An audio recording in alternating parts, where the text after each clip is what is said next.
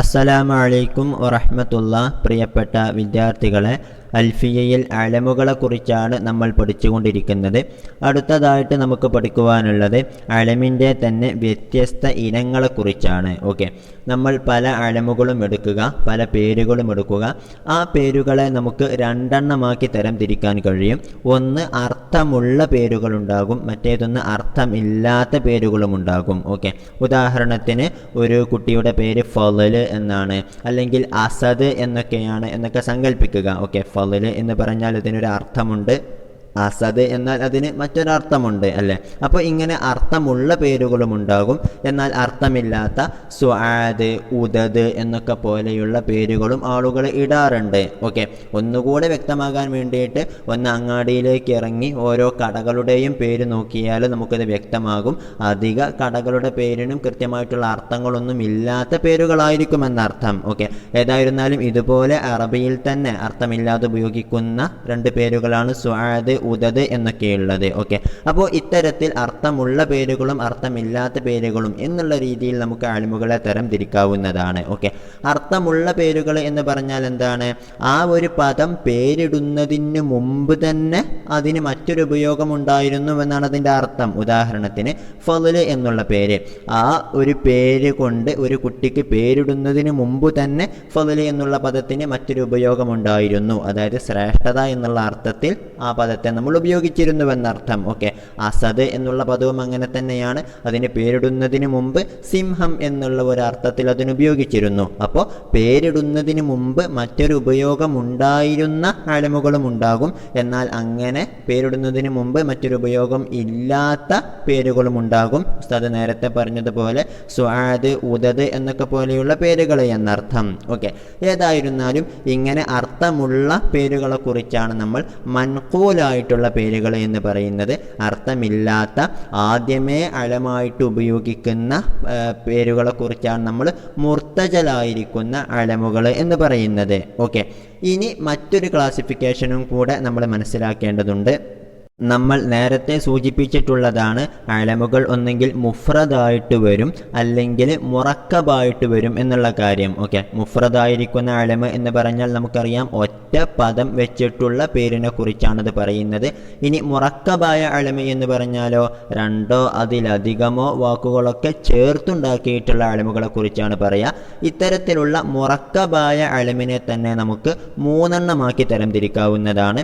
ഒന്ന് ജുംലയായിട്ട് വരുന്ന അലമുകൾ. ഉദാഹരണത്തിന് ഖാമ സൈദുൻ എന്നുള്ളത് ഒരു ജുംലയാണെന്ന് നമുക്കറിയാം. ഒരാൾക്ക് പേരായിട്ട് ഖാമ സൈദുൻ എന്ന് നമ്മൾ ഇടുകയാണ്. അല്ലെങ്കിൽ തബാറക അഹ്മദു എന്നുള്ള രൂപത്തിൽ നമ്മൾ ഒരാൾക്ക് പേരിടുകയാണ്. അല്ലെങ്കിൽ നിങ്ങൾക്കൊന്നുകൂടി വ്യക്തമാകാൻ വേണ്ടിയിട്ട് സുറമൻ റഅ എന്നുള്ള ഒരു പട്ടണമുണ്ട്. നമ്മളിപ്പോൾ സാമറ എന്ന് വിളിക്കുന്ന ഒരു പട്ടണമുണ്ട്. അപ്പോൾ അതിൻ്റെ പൂർവ്വരൂപം സുറമൻ റഅ എന്നുള്ള ഒരു ജുംലയാണ്. അപ്പോൾ ഇത്തരത്തിൽ ഒരു ജുംല കൊണ്ട് പേര് വിളിക്കപ്പെടുന്ന അലമുകളുണ്ടാകാം.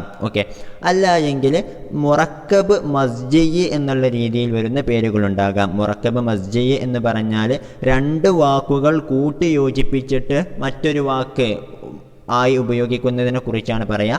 ഉദാഹരണത്തിന് സീബവൈഹി എന്നുള്ള പദം. സീബ് വൈഹി എന്നുള്ള രണ്ട് പദങ്ങൾ ചേർന്നിട്ട് ഒറ്റ പദമായിട്ട് ഉപയോഗിക്കുന്നതാണ് സീബവൈഹി എന്നുള്ളത് പോലെ തന്നെയാണ് ബഅലബക്ക്, മഅദി കരിബ് എന്ന് പോലത്തെ പദങ്ങളെല്ലാം. അപ്പോൾ ഇത്തരത്തിൽ മുറക്കബ് മസ്ജിയായ രൂപത്തിലും പേരുകൾ ഉണ്ടാകാവുന്നതാണ്.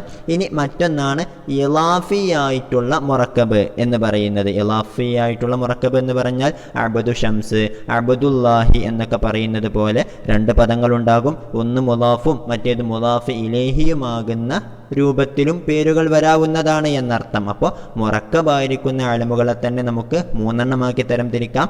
ഒന്ന് ജുംലയായിട്ട് വരും, മറ്റേതൊന്ന് മുറക്കബ് മസ്ജിയായിട്ട് വരും, പിന്നെ മറ്റേതൊന്ന് മുറക്കബ് ഇളാഫിയായിട്ടും വരുമെന്നർത്ഥം. ഏതായിരുന്നാലും അവയെക്കുറിച്ചാണ് നമുക്ക് ഇനിയുള്ള ബൈത്തുകളിലായിട്ട് പഠിക്കുവാനുള്ളത്. ഒന്ന് ശ്രദ്ധിക്കുക. ومنه منقول كفضل وأسد وذو ارتجال كسعاد وأدد وجملة وما بمزج ركبا ذا إن بغير ويه تم أعربا وشاع في الأعلام ذو الإضافة كعبد شمس وأبي قحافة. അർത്ഥം വെച്ച് നോക്കാം. വമിൻഹു മങ്കൂലുൻ, വമിൻഹു അലമിൽപ്പെട്ടതാണ്, മൻകൂലുൻ മങ്കൂലായിരിക്കുന്ന അലമ്. മങ്കൂൽ എന്ന് പറഞ്ഞാൽ അർത്ഥമുള്ള പേരുകളെക്കുറിച്ചാണ് പറയുന്നത്. പേരിടുന്നതിന് മുമ്പ് ആ വാക്കിന് മറ്റൊരു ഉപയോഗമുണ്ടായിരുന്നു, അത്തരത്തിലുള്ള പദങ്ങളെക്കുറിച്ചാണ് പറയുക. അപ്പോൾ വമിൻഹു മങ്കൂലുൻ ഏതുപോലെ? കഫലിൻ വ അസദ്, ഫലല് അസദ് എന്നിവ പോലെ. ഇനി അടുത്തത് വദുർത്തിജാലിൻ, ഇർത്തിജാൽ ഉടയതായതും ആ അലമിൽപ്പെട്ടതാണ്. ഇർത്തിജാൽ ഉടയത് എന്ന് പറഞ്ഞാൽ മുർത്തജലായിരിക്കുന്ന അലമുകളും ഉണ്ടാകുമെന്നർത്ഥം. മുർത്തജൽ എന്നാൽ അർത്ഥമില്ലാത്ത പേരുകളെ കുറിച്ചാണ് പറയുക. ആദ്യമായിട്ട് ആ ഒരു വാക്ക് ഉപയോഗിക്കുന്നത് തന്നെ പേരായിട്ടാണ് എന്നതല്ലാതെ അതിന് മറ്റൊരർത്ഥം നമുക്ക് പറയാൻ ഇല്ല എന്നർത്ഥം. ഏതുപോലെ? ക സുആദ വ ഉദദ്, സുആദ് ഉദദ് എന്നുള്ള പേരുകളെപ്പോലെ. ഓക്കെ, ഇനി അടുത്തതായിട്ടാണ് നമുക്ക് മുറക്കബായ അലമുകളെ കുറിച്ച് പഠിക്കുവാനുള്ളത്. അത് തന്നെ 3 എന്ന് നമ്മൾ പറഞ്ഞിരുന്നു. ആദ്യമായിട്ട് ജുംലയെക്കുറിച്ച് പറയുന്നു. വ ജുംലത്തുൻ, ഓക്കെ, അലമിൽ പെട്ടതാണ് ജുംലയും എന്നർത്ഥം. അടുത്തത് വമാ ബി മസ്ജിൻ റുക്കിബ, വമാ ഒരു അലമും. എങ്ങനത്തെ അലമാണ്? ബി മസ്ജിൻ റുക്കിബ, ഓക്കെ, റുക്കിബ അത് തർക്കീബ് ചെയ്യപ്പെട്ടിരിക്കുന്നു. ബി മസ്ജിൻ കൂട്ടിക്കലർത്തിക്കൊണ്ട് എന്ന് പറഞ്ഞാൽ 2 പദങ്ങളെ കൂട്ടിച്ചേർത്ത് ഒരൊറ്റ പദമായിട്ട് മുറക്കബാക്കപ്പെട്ട ഘടന ചെയ്യപ്പെട്ട അലമുകളും ഉണ്ടാകുമെന്നർത്ഥം. അതിനെക്കുറിച്ചാണ് നമ്മൾ മുറക്കബ് മസ്ജി എന്ന് പറയുന്നത്. ഓക്കെ, ഇനി അതിൻ്റെ ഒരു പ്രത്യേകത കൂടി പറയുന്നു.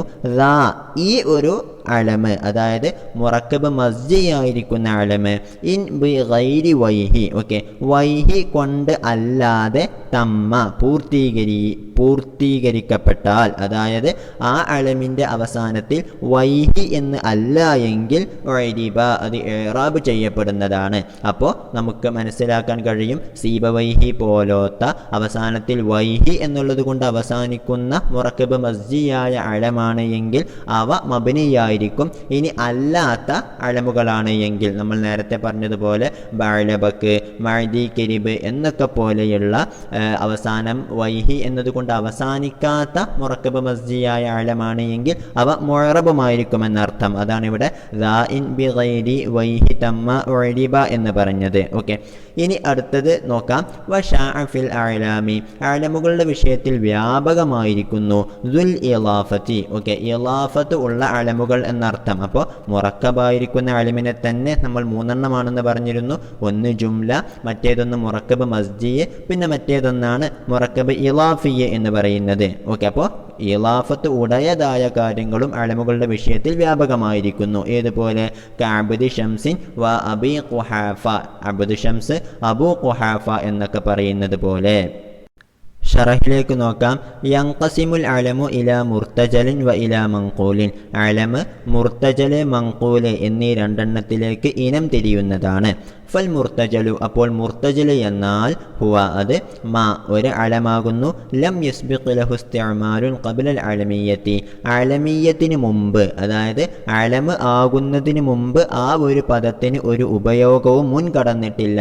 ഫീ ഗൈരിഹ, അലമിയ്യത്ത് അല്ലാത്ത കാര്യത്തിൽ. അപ്പോൾ ആ ഒരു പദം ആദ്യമായിട്ട് ഉപയോഗിക്കപ്പെട്ടത് തന്നെ അലമായിട്ടാണ്, മറ്റൊരാളുടെ പേരായിട്ടാണ് എന്നതല്ലാതെ അതിന് പ്രത്യേകിച്ചൊരു അർത്ഥമോ കാര്യങ്ങളോ ഒന്നും ഇല്ലാത്ത പേരുകളെക്കുറിച്ചാണ് നമ്മൾ മുർത്തജല് എന്ന് പറയുന്നത്. ഏതുപോലെ? കസുആദ വ ഉദദ് എന്നൊക്കെയുള്ള പേരുകളെപ്പോലെ. ഇനി അടുത്തത് വൽ മൻഖൂലു, മൻഖൂല് എന്നാലോ മാ ഒരു അലമാണ്. സബഖ ലഹു ഇസ്തിഅമാലുൻ ഫീ ഗൈരിൽ അലമിയ്യത്തി, അലമിയ്യത്ത് അല്ലാത്ത കാര്യത്തിൽ അതിനൊരു ഉപയോഗം മുൻകടന്നിരിക്കുന്നു. അപ്പോൾ അലമാകുന്നതിന് മുമ്പ് തന്നെ ആ ഒരു പദത്തെ നമ്മൾ മറ്റുള്ള അർത്ഥങ്ങളിലായിട്ട് ഉപയോഗിച്ചിരിക്കുന്നുവെന്നർത്ഥം.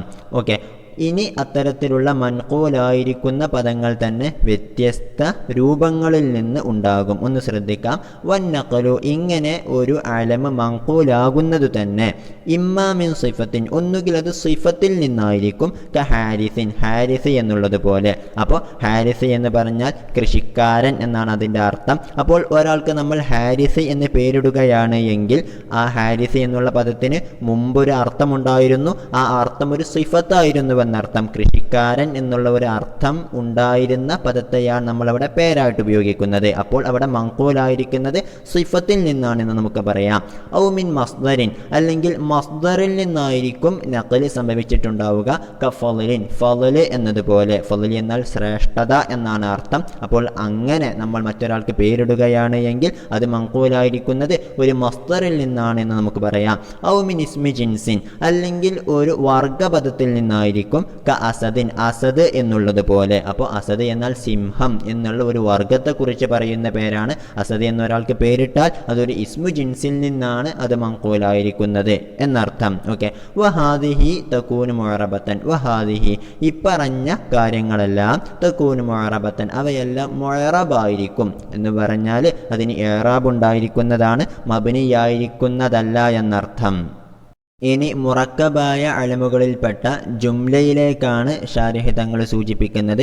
ഔ മിൻ ജുംലത്തിൻ, അല്ലെങ്കിൽ ഒരു പദം മങ്കൂലാകുന്നത് ജുംലയിൽ നിന്നുമാകാം. ഏതുപോലെ? ക ഖാമ സെയ്ദുൻ വ സെയ്ദുൻ ഖായിമുൻ എന്നൊക്കെ പറയുന്നത് പോലെ. ഒരാൾക്ക് നമ്മൾ പേരിടുന്നത് തന്നെ ഖാമ സെയ്ദുൻ എന്നുള്ള ജുംലയാണ്, അല്ലെങ്കിൽ സെയ്ദുൻ ഖായിമുൻ എന്നുള്ള ജുംലയാണ്. അങ്ങനെയുമാകാം. അപ്പോൾ അതിൻ്റെ ഇഅ്റാബ് എങ്ങനെയാണ്? വ ഹുക്മുഹ, ഇത്തരത്തിലുള്ള ജുംലയായിട്ട് വന്ന അലമിൻ്റെ ഹുക്മ് അന്നഹ തുഹ്ക, തീർച്ചയായിട്ടും അവ ഹൈക്കായത്ത് ചെയ്യപ്പെടും എന്നുള്ളതാണ്. ഹൈക്കായത്ത് ചെയ്യപ്പെടുക എന്ന് പറഞ്ഞാൽ എങ്ങനെയാണോ ആ ജുംലയിൽ അതിൻ്റെ ഇഅ്റാബ് ഉള്ളത് അതുപോലെ തന്നെയേ അതിനെ അലമായിട്ട് ഉപയോഗിക്കുമ്പോഴും നമ്മൾ പറയാവൂ എന്നർത്ഥം. അപ്പോൾ സെയ്ദുൻ ഖായിമുൻ എന്നുള്ളതിന് രണ്ടിനും തൻവീൻ ലൊമ്മായിട്ട് തന്നെയാണ് നമ്മൾ ഉപയോഗിക്കേണ്ടത്. ഖാമ സെയ്ദുൻ എന്നുള്ളിടത്തും അതുപോലെ തന്നെയാണ് നമ്മൾ ആ ഒരു അലമിനെ ഉപയോഗിക്കേണ്ടത് എന്നർത്ഥം. അതിനെക്കുറിച്ചാണ് ഹൈക്കായത്ത് ചെയ്യപ്പെടുക എന്ന് പറയുന്നത്. ഒന്ന് ശ്രദ്ധിക്കാം. ഫതഖൂലു, അപ്പോൾ നീ പറയും ജാഅനി സെയ്ദുൻ ഖായിമുൻ വറഅയ്തു സെയ്ദുൻ ഖായിമുൻ വമറർതു ബി സെയ്ദുൻ ഖായിമുൻ. ഓക്കെ. അപ്പോൾ സെയ്ദുൻ ഖായിമുൻ എന്നൊരാൾക്ക് പേരിട്ടാൽ പിന്നീട് ഏത് ഇഅ്റാബിൻ്റെ അവസരത്തിൽ ആ ഒരു പേര് വന്നാലും അതിനെ ഹിക്കായത്ത് ചെയ്യുന്ന രൂപത്തിൽ തന്നെയേ നമ്മൾ പറയാവൂ എന്നർത്ഥം. വഹാദിഹി, ഇപ്പറഞ്ഞ കാര്യം, അതായത് ജുംലയിൽ നിന്നും വന്നിരിക്കുന്ന മങ്കൂലായിരിക്കുന്ന ഇസ്ം അലമുകൾ മിനൽ അഅ്ലാമിൽ മുറക്കബത്തി, അത് മുറക്കബായ അലമുകളിൽപ്പെട്ടതാണ്. ഓക്കെ. അപ്പോൾ മുറക്കബായ അലമുകളിൽപ്പെട്ട ജുംലയെക്കുറിച്ചാണ് നമ്മൾ പറഞ്ഞത് എന്നർത്ഥം. ഓക്കെ. ഇനി അടുത്തത് വമിൻഹ ഐളൻ, ഇനി ഇത്തരത്തിൽ മുറക്കബായ അലമുകളിൽ വീണ്ടും പെട്ടതാണ് മാ റുക്കിബ തർക്കീബ മസ്ജിൻ. ഓക്കെ. മുറക്കബ് മസ്ജിയായ അലമുകൾ എന്നർത്ഥം, മസ്ജിയായ തർക്കീബ് ചെയ്യപ്പെട്ട അലമുകൾ. ഏതുപോലെ? ബഅല ബക വ മഅദി കരിബ് എന്നൊക്കെ പറയുന്നത് പോലെ. ബഅല് ബക്ക് എന്നുള്ള രണ്ട് പദങ്ങൾ ചേർന്നിട്ടാണ് ബഅല ബക്ക് എന്നുള്ള ഒരു പദമായിട്ട് നമ്മൾ ഉപയോഗിക്കുന്നത്. അതുപോലെ തന്നെ മഅദി കെരിബ് എന്നുള്ള രണ്ട് പദങ്ങൾ ഉപയോഗിച്ചുകൊണ്ടാണ് മഅദി കെരിബ് എന്നുള്ള മറ്റൊരു പദമായിട്ട് നമ്മൾ ഉപയോഗിക്കുന്നത്. ഓക്കെ. ഇത്തരത്തിലുള്ള അലമുകളെ കുറിച്ചാണ് നമ്മൾ മുറക്കബ് മസ്ജിയായിരിക്കുന്ന അലമുകൾ എന്ന് പറയുന്നത്. ഓക്കെ. അതുപോലെ തന്നെയാണ് വസീബവൈഹി എന്നുള്ള പദവും. വദക്കറൽ മുസന്നിഫു, പിന്നെ മുസന്നിഫ് തങ്ങൾ പറഞ്ഞു അന്നൽ മുറക്കബ തർക്കീബ മസ്ജിൻ. ഓക്കെ. മസ്ജിയായ തർക്കീബ് ചെയ്യപ്പെട്ട അലമുകൾ ഇൻ ഖുതിമ ബി ഗൈരി വൈഹി, അത് വൈഹി കൊണ്ടല്ലാതെ അവസാനിക്കപ്പെടുകയാണ് എങ്കിൽ ഉഅരിബ, അത് ഇഅ്റാബ് ചെയ്യപ്പെടുന്നതാണ് എന്ന് നമ്മൾ പറഞ്ഞു അല്ലേ. ദാ ഇൻ ബി ഗൈരി വൈഹി തമ്മ ഉഅരിബ എന്നുള്ള ആ ഒരു ബൈത്തിലായിട്ട് നമ്മളത് പഠിച്ചതാണ്. അപ്പോൾ വ മഫ്ഹൂമുഹു, അതിൽ നിന്നും മനസ്സിലാകുന്നത് അന്നഹു, തീർച്ചയായിട്ടും ഇത്തരത്തിലുള്ള മുറക്കബ മസ്ജിയായിട്ടുള്ള അലമ് ഇൻ ഖുതിമ ബി വൈഹി, അത് വൈഹി കൊണ്ടാണ് അവസാനിക്കപ്പെടുന്നത് എങ്കിൽ ലാ യുഅറബു, അത് ഇഅ്റാബ് ചെയ്യപ്പെടുന്നതല്ല. ബൽ യുബ്ന, മറിച്ച് മബ്നിയാക്കപ്പെടുന്നതാണ് എന്നുള്ളതാണ്. അപ്പോൾ ഒരു മുറക്കബ മസ്ജിയായ അലമിൻ്റെ അവസാനം വൈഹി എന്നാണെങ്കിൽ അത് കസറിൻ്റെ മേൽ മബ്നിയായിരിക്കും. അല്ലാത്ത എല്ലാവിധ മുറക്കബ മസ്ജിയായ അലമുകളും അത് മുഅറബായിരിക്കും എന്നുള്ള കാര്യമാണല്ലോ നമ്മുടെ ബൈത്തിൽ പഠിച്ചിരിക്കുന്നത്. ഓക്കെ. വഹുവ കമാ ദക്കറഹു, വഹുവ ഇപ്പറഞ്ഞത് കമാ ദക്കറഹു മുസന്നിഫ് തങ്ങൾ പറഞ്ഞതുപോലെ തന്നെയാണ്. ഓക്കെ. അപ്പോൾ ഫതഖൂലു ജാഅനി ബഅലബക്കു വറഅയ്തു ബഅലബക വമറർതു ബിബഅലബക എന്നുള്ള രൂപത്തിൽ നിനക്ക് പറയാവുന്നതാണ്. ഫതുഅരിബുഹു, അപ്പോൾ നിനക്ക് ഇത്തരത്തിലുള്ള ബഅലബക എന്നുള്ള പദത്തിന് ഇഅ്റാബ് ചെയ്യാവുന്നതാണ്. ഇഅ്റാബ മാലാ യൻസരിഫു, ഓക്കെ, മുൻസരിഫ് ആവാത്ത, അതായത് ഗൈർ മുൻസരിഫ് ആയിരിക്കുന്ന പദത്തിൻ്റെ ഇഅ്റാബാണ് നീ അതിന് നൽകേണ്ടത് എന്നർത്ഥം. അതുകൊണ്ടാണ് അവിടെയുള്ള നസ്ബിൻ്റെ അവസരത്തിലും ജറിൻ്റെ അവസരത്തിലും ബഅലബക എന്ന് ആ കാഫിന് ഫത്ഹ് ആയിട്ട് നമ്മൾ ഉച്ചരിച്ചിരിക്കുന്നത്. പറയുന്നത്. ഓക്കെ, എന്നാൽ ഇത്തരത്തിലുള്ള മുറക്കബ മസ്ജിയായ അലമുകളിൽ സാധ്യമായിട്ടുള്ള മറ്റ് ഇറാബ് കൂടിയാണ് ഇനി അടുത്തത് പറയുന്നത്. വയജൂസു ഫീഹി അയ്ളൻ, ഈ മുറക്കബ മസ്ജിയായ അലമിൽ വീണ്ടും ജായിസാണ് അൽ ബിനാഉ അലൽ ഫത്ഹി, ഫത്ഹിന്റെ മേൽ മബ്നിയാക്കിയിട്ടും അതിനെ ഉച്ചരിക്കാവുന്നതാണ്. ഫതഖൂലു ജാഅനി ബഅലബക വറഅയ്തു ബഅലബക വമറർതു ബിബഅലബക എന്നുള്ള രൂപത്തിൽ ആ കാഫിന് എപ്പോഴും ഫത്ഹ് നൽകിക്കൊണ്ട് മബ്നിയായിട്ടും അതിനെ ഉപയോഗിക്കാവുന്നതാണ്.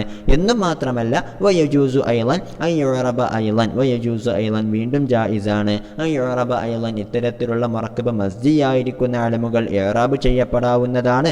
ഇറാബൽ മുതലായിഫൈനി. ഓക്കെ, മുതലായിഫൈനി എന്ന് പറഞ്ഞാൽ പരസ്പരം ഇളാഫത്ത് ചെയ്യപ്പെടുന്ന കാര്യങ്ങളെക്കുറിച്ചാണ് പറയുക. അപ്പോൾ രണ്ട് പദങ്ങൾ ഒന്ന് മുലാഫ് മറ്റേത് മുലാഫ് ഇലൈഹിയുമാണ് എങ്കിൽ എങ്ങനെയാണ് നമ്മൾ ഇറാബ് കൊടുക്കാറുള്ളത്? മുലാഫിന് അതിനോട് യോജിച്ചതായിട്ടുള്ള ഇറാബ് കൊടുക്കും, മുലാഫ് ഇലൈഹിക്ക് ജറും കൊടുക്കും അല്ലേ? ആ ഒരു രൂപത്തിൽ നമുക്ക് എന്ത് ചെയ്യാവുന്നതാണ്? ബഅലബക പോലോത്ത മുറക്കബ് മസ്ജിയായിരിക്കുന്ന അലമുകൾക്ക് ഇറാബ് കൊടുക്കാവുന്നതാണ്. ഫതഖൂലു, അപ്പോൾ നിനക്ക് പറയാം ജാഅനി ഹളറു മൗത്തിൻ വറഅയ്തു ഹളറ മൗത്തിൻ വമറർതു ബിഹളരി മൗത്തിൻ എന്നുള്ള രൂപത്തിൽ ഹളറ മൗത്ത് എന്നുള്ള ഒരു മുറക്കബ മസ്ജിയായ അലമിനെ മുതലായിഫൈനിയുടെ ഇറാബായിട്ട്, അതായത് ആദ്യത്തെ പദം മുലാഫ് എന്നുള്ള രൂപത്തിൽ രണ്ടാമത്തെ പദം മുലാഫ് ഇലൈഹി എന്നുള്ള രൂപത്തിലും നിനക്ക് ഇറാബ് കൊടുക്കാവുന്നതാണ് എന്നർത്ഥം. ഏതായാലും മുറക്കബ് മസ്ജിയായിരിക്കുന്ന അലമുകൾക്ക് വരാവുന്ന 3 ഇറാബുകളെ കുറിച്ച് നമ്മളിവിടെ മനസ്സിലാക്കി കഴിഞ്ഞു. ഒന്ന് ഗൈറു മുൻസരിഫിൻ്റെ ഇറാബ് കൊടുക്കാം, മറ്റേതൊന്ന് മബ്നിയെ ഫതഹിൻ്റെ മേൽ മബ്നിയെ എന്നുള്ള രൂപത്തിലാക്കാം, അല്ല എങ്കിൽ 2 മുലാഫ് മുലാഫിലേഹി എന്നുള്ള രൂപത്തിലും ഇറാബ് കൊടുക്കാം. ഓക്കെ, ഇതെല്ലാം നമ്മൾ പറഞ്ഞത് ആ മുറക്കബ് മസ്ജിയുടെ അവസാനത്തിൽ വൈഹി എന്നുള്ള പദം അല്ലെങ്കിലാണ് അല്ലേ. ഇനി വൈഹി എന്നുള്ള പദം കൊണ്ട് അവസാനിക്കുന്ന അലമുകളാണെങ്കിലോ വതഖൂലു ഫീമാ ഖുതിബ ബി വൈഹി, വൈഹി എന്നുള്ളത് കൊണ്ട് അവസാനിക്കപ്പെട്ട അലമുകളിൽ നീ പറയും ജാഅനി സീബവൈഹി വറഅയ്തു സീബവൈഹി വമറർതു ബിസീബവൈഹി എന്നാണ് നീ പറയുന്നത്. ഫത്തബ്നീഹി അലൽ കസ്രി, അപ്പോൾ ഇത്തരത്തിലുള്ള അലമുകളെ നീ കസ്റിന്റെ മേൽ മബ്നിയാക്കുകയാണ് ചെയ്യേണ്ടത് എന്നർത്ഥം. ഓക്കെ, എന്നാലും വഅജാസ ബഅളുഹും, ചില നഹ്വി പണ്ഡിതന്മാർ ജായിസാക്കുന്നുണ്ട് ഇറാബഹു ഇറാബ മാ ലാ യൻസരിഫു. ഓക്കെ, ഗൈറു മുൻസരിഫായിരിക്കുന്ന പദത്തിന്റെ ഇറാബിനെ ഈ പദങ്ങളെ ചെയ്യാമെന്ന്, അതായത് സീബവൈഹി പോലത്തെ പദങ്ങൾക്ക് ഗൈറു മുൻസരിഫിന്റെ ഇറാബ് കൊടുക്കാമെന്ന് ചില നഹ്വി പണ്ഡിതന്മാർ ജായിസാക്കുന്നുണ്ട്. ഏതുപോലെ നഹ്വു ജാഅനി സീബവൈഹു വറഅയ്തു സീബവൈഹ വമറർതു ബിസീബവൈഹ എന്നുള്ള രൂപത്തിൽ റഫ്ഇന്റെ അവസരത്തിൽ ലൊമ്മും നസ്ബിന്റെയും ജറിന്റെയും അവസരത്തിൽ ഫത്ഹും കൊടുത്തുകൊണ്ടും സീബവൈഹി എന്നുള്ള പദത്തെ ഉപയോഗിക്കാവുന്നതാണ് എന്ന് ചില നഹ്വി പണ്ഡിതന്മാർ പറയുന്നുണ്ട് എന്നർത്ഥം. ഓക്കെ, ഏതായിരുന്നാലും മുറക്കബായിട്ട് വരുന്ന അലമുകളിലെ 2 ഇനങ്ങൾ നമ്മൾ ഇതുവരെ പഠിച്ചു. ഒന്ന് ജുംല, മറ്റേതൊന്ന് മുറക്കബ് മസ്ജിയെ അല്ലേ. ഇനി അടുത്തത് ബാക്കിയുള്ളത് മുറക്കബ് ഇളാഫിയാണ് അല്ലേ. ഇളാഫത്ത് നിലക്ക് വരുന്ന മുറക്കബായിരിക്കുന്ന അലമുകളാണ്, അതാണ് അടുത്തത് പറയുന്നത്. വമിൻഹ, ഇനി ഇത്തരത്തിൽ മുറക്കബായ അലമുകളിൽപ്പെട്ടതാണ് മാ റുക്കിബ തർക്കീബ ഇളാഫത്തിൻ. ഓക്കെ, ഇളാഫത്തിന്റെ ഘടന ചെയ്യപ്പെട്ട അലമുകൾ എന്നർത്ഥം. ഏതുപോലെ കഅബ്ദി ഷംസിൻ വ അബി ഖുഹാഫത എന്നൊക്കെ പറയുന്നത് പോലെ വഹുവ മുഅറബുൻ, ഇത്തരത്തിലുള്ള ഇളാഫിയായ മുറക്കബ് ചെയ്യപ്പെട്ട എല്ലാ അലമുകളും മുഅറബായിരിക്കും. അതുകൊണ്ട് തന്നെ ഫതഖൂലു, നിനക്ക് പറയാവുന്നതാണ് ജാഅനി അബ്ദു ഷംസിൻ വ അബൂ ഖുഹാഫത വറഅയ്തു അബ്ദ ഷംസിൻ വ അബാ ഖുഹാഫത വമറർതു ബി അബ്ദി ഷംസിൻ വ അബി ഖുഹാഫത എന്നുള്ള രൂപത്തിൽ സാധാരണ ഒരു മുലാഫ് മുലാഫിലേഹിയും വരുമ്പോൾ എങ്ങനെയാണോ ഇറാബ് ചെയ്യപ്പെടുന്നത് അത്തരത്തിൽ നിനക്ക് ഇറാബ് കൊടുത്തുകൊണ്ട് തന്നെ ഇത്തരത്തിലുള്ള അലമുകളെ ഉപയോഗിക്കാവുന്നതാണ് എന്നർത്ഥം. ഓക്കെ, ഏതായിരുന്നാലും നമ്മൾ ബൈത്തിൽ മുറക്കബ് ഇളാഫിന് 2 ഉദാഹരണങ്ങൾ പഠിച്ചു അല്ലേ. ഒന്ന് അബ്ദു ഷംസ് എന്നാണ്, മറ്റേത് അബൂ ഖുഹാഫ എന്നാണ്. ഇനി ഇത്തരത്തിൽ 2 ഉദാഹരണങ്ങൾ മുസന്നിഫ് തങ്ങൾ പറയാനുള്ള കാരണമാണ് അടുത്തതായിട്ട് ഷാരിഹ് വിശദീകരിക്കുന്നത്. വനബ്ബഹ ബിൽ മിസാലൈനി, ഈ പറഞ്ഞ 2 ഉദാഹരണങ്ങളെ കൊണ്ട് മുസന്നിഫ് തങ്ങൾ ഉണർത്തി. എന്താണ് ഉണർത്തിയത്? അല അന്നൽ ജുസ് അൽ അവല, തീർച്ചയായിട്ടും ഇത്തരത്തിലുള്ള മുറക്കബ് ഇളാഫിയിൽ വരുന്നതിലെ ഒന്നാമത്തെ ജുസ്, ഒന്നാമത്തെ പദം യകൂനു മുഅറബൻ ബിൽ ഹറകാത്തി, അതിന് ഹർക്കത്തുകളെ കൊണ്ട് ഇറാബ് ചെയ്യപ്പെടുന്ന പദമാകാം. ഇതുപോലെ കഅബ്ദിൻ, അബ്ദ് എന്നുള്ളത് പോലെ നമുക്കറിയാം അബ്ദ് എന്നുള്ള പദത്തിന് നമ്മൾ ഇറാബ് കൊടുക്കുന്നത് റഫ്ഇന്റെ അവസരത്തിൽ ലൊമ്മായിരിക്കും, പിന്നെ ജറിന്റെ അവസരത്തിൽ കസ്റായിരിക്കും, നസ്ബിന്റെ അവസരത്തിൽ ഫത്ഹായിരിക്കും. അപ്പോൾ ഇങ്ങനെ ഹർക്കത്തുകളെ കൊണ്ട് ഇറാബ് ചെയ്യപ്പെടുന്ന പദങ്ങളുമാകാം. വബിൽ ഹുറൂഫി അല്ലെങ്കിൽ ഹർഫുകളെ കൊണ്ട് ഇറാബ് ചെയ്യപ്പെടുന്ന പദങ്ങളുമാകാം. ഇതുപോലെ അബി അബി എന്നുള്ളത് പോലെ നമുക്കറിയാം അബു അബി അബ എന്നൊക്കെയുള്ള പദം അത് അൽ അസ്മാ സിത്തയിൽ പെട്ടതാണ്. വാവ് കൊണ്ട് റഫ്ഉം യാ കൊണ്ട് ജറും അലിഫ് കൊണ്ട് നസ്ബും ചെയ്യപ്പെടുന്ന പദമാണത് അല്ലേ. അതായത് ഹുറൂഫുകളെ കൊണ്ടാണ് അവ ഇറാബ് ചെയ്യപ്പെടുന്നത്. ഏതായിരുന്നാലും ഇങ്ങനെ ഹർഫുകളെ കൊണ്ട് ഇറാബ് ചെയ്യപ്പെടുന്ന പദവുമാകാം മുറക്കബ് ഇളാഫിയുടെ ആദ്യത്തെ പദം എന്നർത്ഥം. ഓക്കെ, ഇനി അടുത്തത് അന്നൽ ജുസ് അസാനി. ഇനി ഇതിൽ വരുന്ന രണ്ടാമത്തെ പാർട്ട് അതായത് ഖുഹാഫത എന്നുള്ളതുപോലെ ഷംസ് എന്നൊക്കെയുള്ള രണ്ടാമത്തെ മുളാഫ് ഇലൈഹി ആയിട്ടുള്ള പദം യകൂന മുൻസരിഫൻ അത് മുൻസരിഫാകാവുന്നതുമാണ്. ഷംസിൻ ഷംസ് എന്നുള്ളത് പോലെ ഷംസ് എന്നുള്ള പദം ഗൈറ മുൻസരിഫ് അല്ല. സാധാരണഗതിയിൽ റഫ്ഉം നസ്ബും ജറും ഒക്കെ ലമ്മ് ഫത്ഹ് കസ്ർ എന്നിവ കൊണ്ട് കിട്ടുന്ന പദം തന്നെയാണ് ഷംസ് എന്നുള്ളത്. അങ്ങനെയാകാം ഗൈറ മുൻസരിഫിൻ ഗൈറ മുൻസരിഫായിട്ടുള്ള പദവുമാകാം ഖുഹാഫത എന്നുള്ളത് പോലെ. അപ്പോൾ ഖുഹാഫത എന്നുള്ള പദം ഗൈറ മുൻസരിഫാണ്. ആ ഒരു പദവും മുറക്കബ് ഇളാഫിയിലെ മുളാഫ് ഇലൈഹി ആയിട്ട് വരാവുന്നതാണ് എന്നർത്ഥം. ഇനി നമുക്ക് പരിചയപ്പെടാനുള്ളത് അലമുൽ ജിൻസിനെ കുറിച്ചാണ്. അതായത് വർഗ പേരുകൾ എന്നർത്ഥം. നമ്മൾ ഇതുവരെ പഠിച്ച പേരുകൾ എന്നുള്ളത് അത് ഏതെങ്കിലും ഒരു വ്യക്തിക്കോ അല്ലെങ്കിൽ സാധനത്തിനോ മാത്രം ഉപയോഗിക്കുന്ന പേരുകളായിരുന്നു. ഉദാഹരണത്തിന് ഫള്, അസദ്, അല്ലെങ്കിൽ നമ്മൾ ആദ്യ 2 ബൈത്തുകളിലായിട്ട് പഠിച്ച ലാഹിഖ്, ഖറന് പോലത്തെ പേരുകളെല്ലാം ഏതെങ്കിലും ഒരു ജീവിക്ക് അല്ലെങ്കിൽ ഏതെങ്കിലും ഒരു ഖബീലക്ക് ഒരു വ്യക്തിക്ക് മാത്രം ഉപയോഗിക്കുന്ന പേരുകളായിരുന്നു അല്ലേ. ഏതായിരുന്നു ഇത്തരത്തിലുള്ള പേരുകളെ കുറിച്ചാണ് നമ്മൾ അലമു ഷഖ്സ് എന്ന് പറയുന്നത്. അതായത് ഒരൊറ്റ സാധനത്തിനുള്ള ഒരൊറ്റ വ്യക്തിക്കുള്ള പേരുകൾ എന്നർത്ഥം. ഓക്കെ, ഇനി അടുത്തതായിട്ട് നമുക്ക് പഠിക്കുവാനുള്ളത് അലമുൽ ജിൻസിനെ കുറിച്ചാണ്. ഒരു വർഗത്തിനുള്ള പേര് എന്നർത്ഥം. ഉദാഹരണത്തിന് ഒരു നാട്ടിലുള്ള എല്ലാവരും അവർ വളർത്തുന്ന പട്ടിക്ക് കൈസർ എന്ന പേരിട്ടുവെന്ന് കരുതുക. ഓക്കെ, എല്ലാവരും തങ്ങളുടെ പട്ടിക്ക് കൈസർ എന്നുള്ള ഒരു പേരാണ് ഇടുന്നത് എന്നുള്ളത് മാത്രമല്ല, അങ്ങനെ കൈസർ എന്ന് പറഞ്ഞാൽ തന്നെ അതുകൊണ്ടുള്ള ഉദ്ദേശം ഒരു പട്ടിക്കുട്ടിയാണ് എന്ന് മനസ്സിലാക്കാവുന്ന ഒരു രൂപത്തിലേക്ക് എത്തി. അതായത് ഞാൻ പറയാണ് എൻ്റെ വീട്ടിലൊരു കൈസർ ഉണ്ട് എന്ന് പറഞ്ഞാൽ അത് ഒരു പട്ടിക്കുട്ടിയാണ് എന്ന് മനസ്സിലാക്കാവുന്ന ഒരു രൂപത്തിലേക്ക് എത്തി എന്ന് കരുതുക.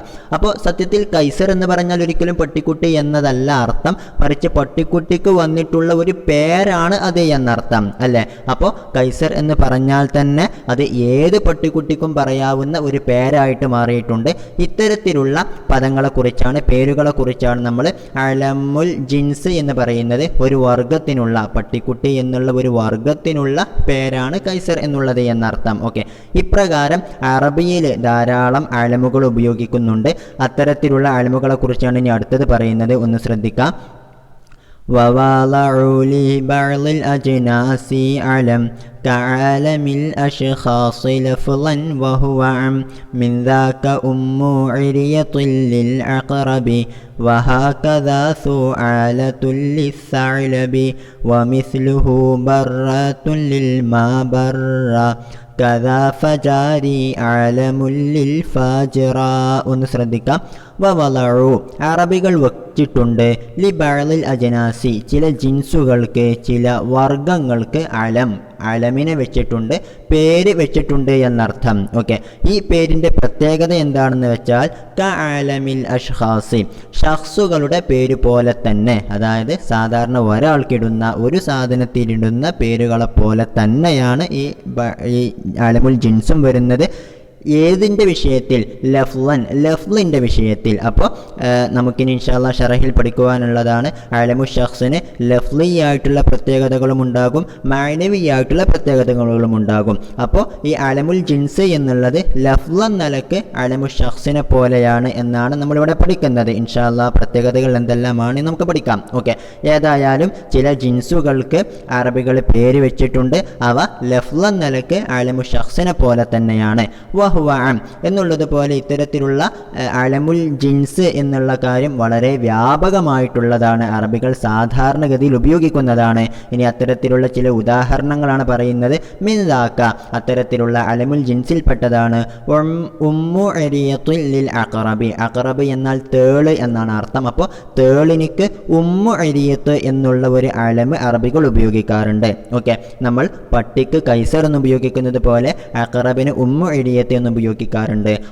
വഹാകദ ഇപ്രകാരം തന്നെയാണ് സുആലത്ത് എന്നുള്ള പദം ഉപയോഗിക്കാറുണ്ട്. ലിസഅലബി കുറുനരി എന്നുള്ള വർഗത്തിന് എന്നർത്ഥം. അപ്പോൾ കുറുനരി എന്നുള്ളതിൻ്റെ ഒരു പേരായിട്ട് സുആലത്ത് എന്ന് അറബികൾ ഉപയോഗിക്കാറുണ്ട്. ഇനി വമിസ്ലുഹു ഇനി ഇപ്രകാരം തന്നെയാണ് ബർറത്തുൻ ലിൽ മബറ. ഓക്കെ, മബറത്ത് എന്ന് പറഞ്ഞാൽ നന്മ, ഗുണം എന്നൊക്കെയാണ് അർത്ഥം. ഈ അർത്ഥത്തിനുള്ള ഒരു പേരായിട്ട് ബർറത്തുൻ എന്നുള്ള പദം അറബികൾ ഉപയോഗിക്കാറുണ്ട്. കഥ ഇപ്രകാരം തന്നെ ഫജാരി എന്നുള്ള പദം അലമായിട്ട് ഉപയോഗിക്കാറുണ്ട്. അപ്പോൾ കഥ ഇപ്രകാരം ഫജാരി എന്നുള്ള പദം അലമുൻ, അത് അലമാണ്, പേരാണ്. ലിൽ ഫജറത്തി തെമ്മാടിത്തരത്തിനുള്ള. അപ്പോൾ തെമ്മാടിത്തരം എന്നുള്ള അർത്ഥത്തിൽ ഫജാരി എന്നുള്ള പദവും അറബികൾ അലമായിട്ട് ഉപയോഗിക്കാറുണ്ട് എന്നർത്ഥം. ഓക്കെ, ഏതായാലും ഇനി നമുക്ക് ഷറഹിലേക്ക് കടക്കാം. അൽ അലമു അലാ ഖിസ്മൈനി. അലമ് രണ്ട് ഇനങ്ങളിലായിട്ടാണ് വരുന്നത്. ഒന്ന് അലമു ഷഖ്സിൻ, മറ്റേതൊന്ന് അലമു ജിൻസിൻ. ഓക്കെ, ഇവ രണ്ടെണ്ണവും അലമിൻ്റെ രണ്ട് മറ്റുള്ള ഇനങ്ങളാണ് എന്നർത്ഥം. അലമു ഷഖ്സിന് ലഫ്ലിയും മഅനവിയുമായ പ്രത്യേകതകൾ ഉണ്ട് എന്ന് നമ്മൾ പറഞ്ഞിരുന്നു. ഇനി അതാണ് പറയുന്നത്. ഫഅലമു ഷഖ്സി ലഹു ഹുക്മാനി.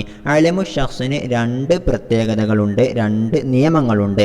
ഒന്ന് മഅനവിയുൻ, മഅനവിയായിട്ടുള്ള, അതായത് അലമു ഷഖ്സിൻ്റെ അർത്ഥം വെച്ച് നോക്കുമ്പോൾ അതുകൊണ്ട് എന്താണ് ഉദ്ദേശിക്കപ്പെട്ടത് എന്ന് നോക്കുമ്പോഴുള്ള പ്രത്യേകതയുണ്ട്. വഹുവ അതെന്താണ്?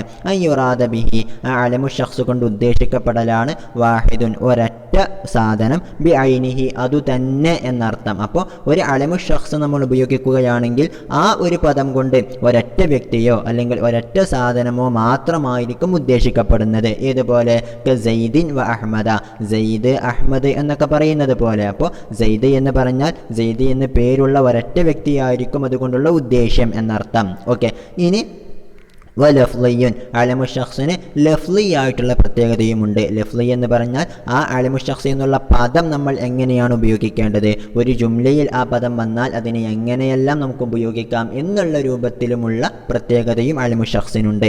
വഹുവ അതിൻ്റെ ലഫ്ലിയായ പ്രത്യേകത എന്താണ്? സിഹ്ഹതു മജീഇൽ ഹാലി, ഹാല് വരൽ സ്വഹീഹാകലാണ്, ശരിയാവലാണ്. മുതഅഖിറതൻ അൻഹു, അലമു ഷഖ്സിന് പിന്തിയിട്ട് എന്നർത്ഥം. അപ്പോൾ അലമു ഷഖ്സിന് ശേഷം നമുക്ക് ഹാല് പറയാവുന്നതാണ്. നഹ്വു ജാഅനി സെയ്ദുൻ ളാഹിക്കൻ എന്ന് പറയുന്നത് പോലെ. അപ്പോൾ എൻ്റെ അടുത്തേക്ക് സെയ്ദ് ചിരിക്കുന്ന അവസ്ഥയിൽ വന്നു എന്ന് പറയുമ്പോൾ സെയ്ദ് എന്നുള്ള അലമു ഷഖ്സിന് ശേഷം ളാഹിക്കൻ എന്നുള്ള ഒരു ഹാലിനെ നമുക്ക് ഉപയോഗിക്കാവുന്നതാണ്. ഓക്കെ, അപ്പോൾ ലഫ്ലി ആയിട്ടുള്ള ഒരു പ്രത്യേകത നമ്മൾ പറഞ്ഞു. ഇനി രണ്ടാമത്തെ പ്രത്യേകത വ മൻഉഹു മിന സർഫി, സർഫിൽ നിന്നും ആ അലമു ഷഖ്സ് തടയപ്പെടലാണ്. അതായത് അലമു ഷഖ്സ് ഗൈർ മുൻസരിഫാകുന്നതാണ്.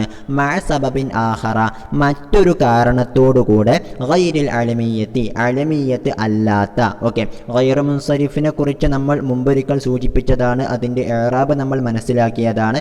ഏതായിരുന്നാലും ഒരു ഇസ്മ ഗൈർ മുൻസരിഫാകണം എന്നുണ്ടെങ്കിൽ അതിൽ പാലിക്കപ്പെടേണ്ട ഒരു 9 കാരണങ്ങളുണ്ട്. ഓക്കെ, അപ്പോൾ ഈ 9 കാരണങ്ങൾ ഏതൊക്കെയാണെന്ന് ഇൻഷാ അല്ലാഹ് നമുക്ക് പഠിക്കുവാനുള്ളതാണ്. അതിലുള്ള ആദ്യത്തെ 7 കാരണങ്ങൾ, ആ 7 കാരണങ്ങളിൽ നിന്നും ഏതെങ്കിലും 2 എണ്ണം ഏതെങ്കിലും ഒരു ഇസ്മിൽ ഉണ്ട് എങ്കിൽ ആ ഇസ്മ ഗൈർ മുൻസരിഫ് ആകുമെന്നുള്ളതാണ് നിയമം. ഓക്കെ, ഉദാഹരണത്തിന് നമുക്ക് അഹ്മദ് എന്നുള്ള ഒരു ഇസ്മ എടുക്കാം. ഓക്കെ, അഹ്മദ് എന്നുള്ളത് ഗൈർ മുൻസരിഫ് ആണെന്ന് നമുക്കറിയാം. അപ്പോൾ അതിലുള്ള 2 കാരണങ്ങൾ എന്നുള്ളത് ഒന്ന് അലമിയ്യത്താണ്, അതായത് അത് അലമായിരിക്കുന്നു എന്നുള്ളതാണ്. പിന്നെ മറ്റേതൊന്ന് അത് വസ്നുൽ ഫിഅലിൽ വന്നുവെന്നുള്ളതാണ്, അതായത് ഞാൻ സ്തുതിക്കുന്നു എന്നുള്ള അർത്ഥത്തിൽ അഹ്മദു എന്നുള്ള രൂപത്തിലാണ് അത് വന്നിരിക്കുന്നത് എന്നർത്ഥം. ഓക്കെ, അപ്പോൾ വസ്നുൽ ഫിഅലാവുക അലമാവുക എന്നുള്ള 2 കാരണങ്ങൾ വന്നതിനാലാണ് അഹ്മദ് എന്നുള്ള ഇസ്മു ഗൈർ മുൻസരിഫായത്. ഓക്കെ, അപ്പോൾ അതാണ് ഇവിടെ പറഞ്ഞത്. വ മൻഉഹു മിന സർഫി മഅ സബബിൻ ആഖറ ഗൈരിൽ അലമിയ്യത്തി, അലമു ഷഖ്സ് ആയിട്ടുള്ള ഒരു പദം അത് അലമാവുക എന്നുള്ളതല്ലാത്ത മറ്റൊരു കാരണവും കൂടി ഉണ്ടായാൽ ഗൈർ മുൻസരിഫാകുന്നതാണ്. ഏതുപോലെ നഹ്വു ഹാദാ അഹ്മദു എന്ന് പറയുന്നത് പോലെ. അപ്പോൾ അഹ്മദ് എന്നുള്ള പദം അലമാണ്, അതുകൊണ്ട് തന്നെ വസ്നുൽ ഫിഅൽ എന്നുള്ള മറ്റൊരു സബബും കൂടെ വന്നതിനാൽ അഹ്മദു എന്നുള്ള പദം ഗൈർ മുൻസരിഫാണ് എന്നർത്ഥം. ഓക്കെ, ഇനി അലമു ഷഖ്സിൻ്റെ മൂന്നാമത്തെ ലഫ്ലിയായ പ്രത്യേകത വ മൻഉ ദുഖൂലിൽ അലിഫി വല്ലാമി അലൈഹി, ആ അലമു ഷഖ്സിൻ്റെ മേൽ അലിഫ്ലാം പ്രവേശിക്കൽ തടയപ്പെട്ടതാണ് എന്നുള്ളതാണ്. അപ്പോൾ ഫലാ തഖൂലു ജാ അൽ അംറു. ഓക്കെ, അംറ് എന്നുള്ള അലമിനോടൊപ്പം അലിഫ്ലാം ഉപയോഗിച്ചുകൊണ്ട് ജാ അൽ അംറു എന്നിനി പറയാൻ പാടില്ല. ഓക്കെ, ഇനിയാണ് നമ്മൾ ബൈത്തിൽ പറഞ്ഞ കാര്യം പറയുന്നത്. വ അലമുൽ ജിൻസി, അലമുൽ ജിൻസ് ആകുന്നത് കഅലമി ഷഖ്സി ഫി ഹുക്മിഹിൽ ലഫ്ളി. ഓക്കെ, അത് അലമു ഷഖ്സിനെ പോലെ തന്നെയാണ് അതിൻ്റെ ലഫ്ളിയായ ഹുക്മിൽ എന്നർത്ഥം. അപ്പോൾ ലഫ്ളിയായി നമ്മൾ പഠിച്ച അലമു ഷഖ്സിൻ്റെ എല്ലാ പ്രത്യേകതകളും അലമുൽ ജിൻസിനും ഉണ്ടായിരിക്കുന്നതാണ്. അപ്പോൾ ഫതഖൂലു, നിനക്ക് പറയാവുന്നതാണ് ഹാദാ ഉസാമത്തു മുഖ്ബിലൻ എന്ന് പറയാവുന്നതാണ്. ഉസാമത്ത് എന്നുള്ളത് സിംഹത്തിനുള്ള അലമുൽ ജിൻസാണ്. ഓക്കെ, അപ്പോൾ ഹാദാ ഉസാമത്തു, ഇത് ഉസാമത്ത് എന്നുള്ള സിംഹമാണ്. മുഖ്ബിലൻ, അവൻ മുന്നിട്ട് വരുന്ന അവസ്ഥയിൽ എന്നർത്ഥം. അപ്പോൾ ഫതംനഉഹു മിന സർഫി, അപ്പോൾ നിനക്ക് എന്ത് ചെയ്യാവുന്നതാണ്? ഉസാമത്ത് എന്നുള്ളതിൽ നിനക്ക് ഗൈർ മുൻസരിഫാക്കാവുന്നതാണ്. കാരണം ഉസാമത്ത് എന്നുള്ളതിൽ അതൊരു അലമാണ് എന്നുള്ളതുപോലെ തന്നെ അതിൻ്റെ അവസാനം താ ഉത്തഇനീസും വന്നിരിക്കുന്നു. അപ്പോൾ താ ഉത്തഇനീസ് എന്നുള്ളത് ഒരു ഇസ്മ് ഗൈർ മുൻസരിഫാകാനുള്ള ഒരു കാരണമാണ്. അപ്പോൾ അലമിയത്തും താ ഉത്തഇനീസും വന്നതിനാൽ തന്നെ ഉസാമത്തു എന്നുള്ളതിന് നിനക്ക് ഗൈർ മുൻസരിഫാക്കാവുന്നതാണ്. എന്ന് മാത്രമല്ല വതഅതീബിൽ ഹാലി ബഅദഹു, ആ ഉസാമത്ത് എന്നുള്ള പദത്തിന് ശേഷം നിനക്ക് ഹാല് കൊണ്ടുവരാവുന്നതാണ്. മുഖ്ബിലൻ എന്നുള്ള ഹാല് കൊണ്ടുവരാം എന്നുള്ളതുപോലെ വലാ തുദ്ഖിലു അലൈഹിൽ അലിഫ വല്ലാമ, ആ ഉസാമ എന്നുള്ളതിൻ്റെ മേൽ അലിഫ്ലാമിനി പ്രവേശിക്കുകയുമില്ല. ഫലാ തഖൂലു ഹാദൽ ഉസാമത്തു എന്ന് പറയാൻ പാടില്ല എന്നർത്ഥം. അപ്പോൾ അലമുൽ ഷഖ്സിൻ്റേതായിട്ട് നമ്മൾ പഠിച്ച 3 കാര്യങ്ങളും ഹാദാ ഉസാമത്തു മുഖ്ബിലൻ എന്നുള്ള ആ ഉദാഹരണത്തിൽ നമുക്ക് കാണാവുന്നതാണ്. അലമുൽ ജിൻസായിരിക്കുന്ന ഉസാമയിൽ നമുക്കത് കാണാവുന്നതാണ് എന്നർത്ഥം. ഓക്കെ, എന്നാൽ നമ്മൾ നേരത്തെ പഠിച്ചു അലമുൽ ജിൻസ് എന്നുള്ളതിന് അലമുൽ ഷഖ്സിൻ്റെ ലഫ്ളിയായ പ്രത്യേകത മാത്രമേ ഉള്ളൂവെന്ന് അല്ലേ. അപ്പോൾ അലമുൽ ജിൻസിൻ്റെ മഅന എങ്ങനെയുള്ളതായിരിക്കും? അതാണ് അടുത്തത്. വ ഹുക്കുമു അലമിൽ ജിൻസി ഫിൽ മഅന, അർത്ഥത്തിലുള്ള അലമുൽ ജിൻസിൻ്റെ ഹുക്കുമാകുന്നത് ക ഹുക്കുമിൻ നക്കിറത്തി, അത് നക്കിറയുടെ അതേ ഹുക്കുമ് തന്നെയാണ്. നക്കിറയുടെ ഹുക്കും എന്ന് പറഞ്ഞാൽ മിൻ ജിഹത്തി, ഒരു ഭാഗത്തിലൂടെ. ഏത് ഭാഗം? അന്നഹു ലാ യഖുസ്സു വാഹിദൻ ബിഐനിഹി, അന്നഹു തീർച്ചയായിട്ടും അലമുൽ ജിൻസ് ലാ യഖുസ്സു, അത് പ്രത്യേകമാക്കുകയില്ല, വാഹിദൻ ബിഐനിഹി, ഒരൊറ്റ സാധനത്തെ മാത്രം പ്രത്യേകമാക്കുകയില്ല. ഉദാഹരണത്തിന് ഉമ്മു ഇരിയത്ത് എന്ന് പറഞ്ഞാൽ ഒരൊറ്റ തേള് എന്നുള്ള രൂപത്തിലല്ല ഉപയോഗിക്കുന്നത്, അതുകൊണ്ട് ഏത് തേളുമാകാം എന്നുള്ള ഒരു നക്കിറയുടെ ആശയമാണ് അതിനുള്ളത്. ഓക്കെ, അപ്പോൾ ഫകുല്ലു അസദിൻ, അപ്പോൾ എല്ലാ സിംഹവും യസ്ദുഖു അലൈഹി ഉസാമത്തു, ഉസാമത്തു എന്നുള്ള പദം അതിൻ്റെ മേൽ സ്വാദിഖാകും. ഉസാമത്ത് എന്നുള്ള പദം ഏതൊരു സിംഹത്തിനും പറയാവുന്നതാണ്. വകുല്ലു അഖറബിൻ യസ്ദുഖു അലൈഹ ഉമ്മു ഇരിയത്തിൻ, ഓക്കെ, ഏത് അഖറബിനും ഉമ്മു ഇരിയത്തി എന്ന് പറയാവുന്നതാണ്. വകുല്ലു സഅലബിൻ യസ്ദുഖു അലൈഹി സുആലത്തു, ഏത് കുറുനരിയെക്കുറിച്ച് നമുക്ക് സുആലത്ത് എന്നുള്ള പദം ഉപയോഗിക്കാവുന്നതാണ്. ഓക്കെ, ഇനി മറ്റൊരു കാര്യവും കൂടെ നമ്മളിവിടെ ശ്രദ്ധിക്കേണ്ടതുണ്ട്. നമ്മൾ അവസാനം പഠിച്ച ബൈത്തിൽ ഒമിസ്ലുഹു ബർറത്തുൽ ലിൽ മാ ബർറ കദാ ഫജാരി അലമുൽ ലിൽ ഫജറ. ഓക്കെ, അവിടെ ബർറത്ത് എന്നുള്ള അലമും എന്നുള്ളതുപോലെ ഫജാരി എന്നുള്ള അലമും ഇത് രണ്ടും ഉപയോഗിക്കുന്നത് ഒരു വസ്തുവിന് വേണ്ടിയിട്ടല്ല, മറിച്ച് ഒരു ആശയത്തിന് വേണ്ടിയിട്ടാണ് അല്ലേ. നന്മ അല്ലെങ്കിൽ ഫജറത്ത്, അതായത് തെമ്മാടിത്തരം എന്നുള്ള ഒരു ആശയത്തിന് വേണ്ടിയിട്ടാണ് അത് ഉപയോഗിക്കപ്പെടുന്നത്. അപ്പോൾ ഇത്തരത്തിൽ ആശയങ്ങൾക്ക് വേണ്ടിയിട്ടും അലം ഉപയോഗിക്കാം എന്നാണ് അടുത്തത് പറയുന്നത്. അലമുൽ ജിൻസ്, അലമുൽ ജിൻസ് ആകുന്നത് യകൂനുൽ ഷഖ്സി, അതൊരു ഷഖ്സിനാകാം, ഏതെങ്കിലും ഒരു വ്യക്തിക്കാകാം, അല്ലെങ്കിൽ ഏതെങ്കിലും ഒരു വസ്തുവിനാകാം. കമാ തഖദ്ദമ, നേരത്തെ പറഞ്ഞതുപോലെ സിംഹം എന്ന് പോലോത്ത അല്ലെങ്കിൽ തേള് പോലോത്ത ഏതെങ്കിലും ഒരു ഷഖ്സിനാകാം. വയകൂനുൽ മഅന, അല്ലെങ്കിൽ അതൊരു ആശയത്തിനുമാകാം. കമ മസ്സല ബി ഖൗലിഹി, മുസന്നിഫ് തങ്ങൾ അവിടുത്തെ ഖൗല് കൊണ്ട് ഉദാഹരിച്ചതുപോലെ ബർറത്തുൽ ലിൽ മബറത്തി വ ഫജാരി ലിൽ ഫജറത്തി എന്നിങ്ങനെ ഉദാഹരിച്ചതുപോലെ. അപ്പോൾ തെമ്മാടിത്തരം, നന്മ എന്നുള്ള ആശയങ്ങൾക്ക് വേണ്ടിയിട്ട് നമുക്ക് എന്തുപയോഗിക്കാവുന്നതാണ്? അലമുൽ ജിൻസ് ഉപയോഗിക്കാവുന്നതാണ് എന്നർത്ഥം.